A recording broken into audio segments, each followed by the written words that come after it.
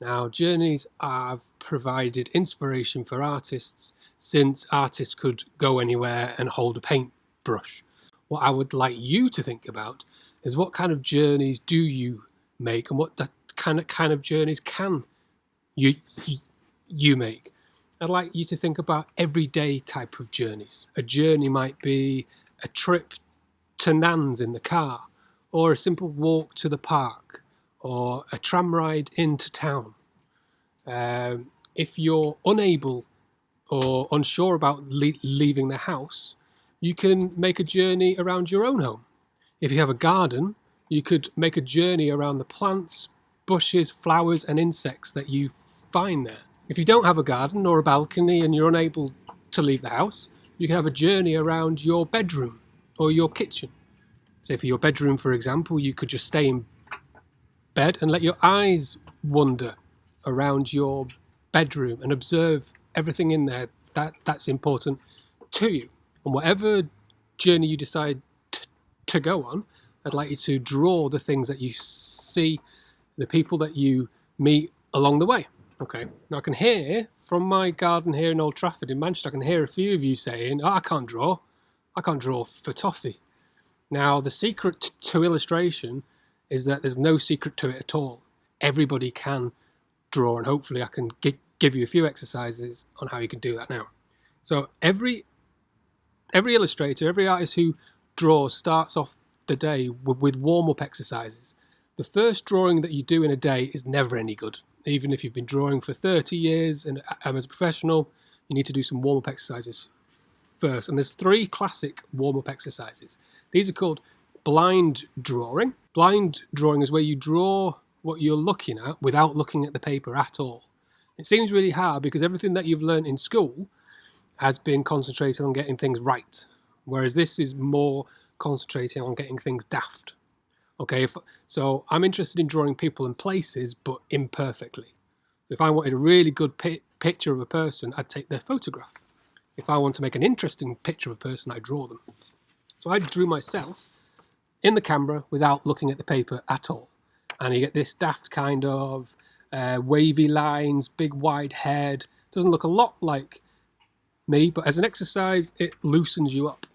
One line drawing, this is where you can look at the paper as much as you like this time, except you're not allowed to take your pen off the paper. So you're trying to get as much information as you can in one line. So you can see one line all around the hair, and it looks doesn't look right, but it looks like a person anyway. So the last warm-up exercise is fast sketching. So I got my son to do some poses for me. I drew him in 10 seconds a pop. So he did some quick standing yoga poses, and I drew him as fast as I could. You can set your own time, but the idea is to draw things really fast as a loosening up exercise.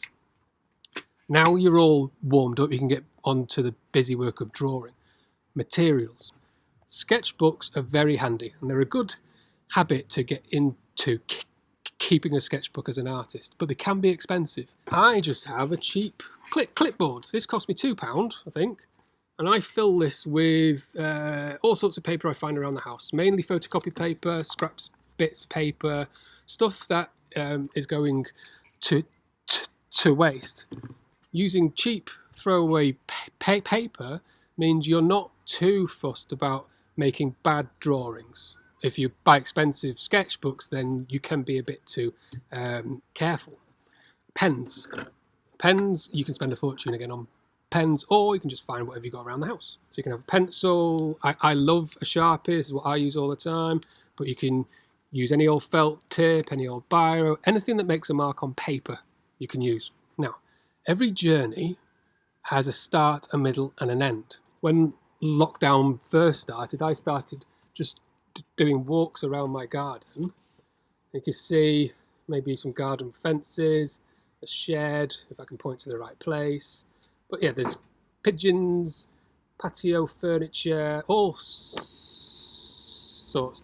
I didn't leave my garden, but this still counts as a journey because it's taken in all aspects of a place. Now, before lockdown, I did a walk into the centre of Manchester where I collected drawings, it's the right way up, of sheds, no, not cranes. These are definitely not sheds, these are cranes. And again, split it into divisions of 3 to collect scenes of a journey around central Manchester. So that's what I would like you to think about. What are the type of journeys you can make? What would you draw along these journeys?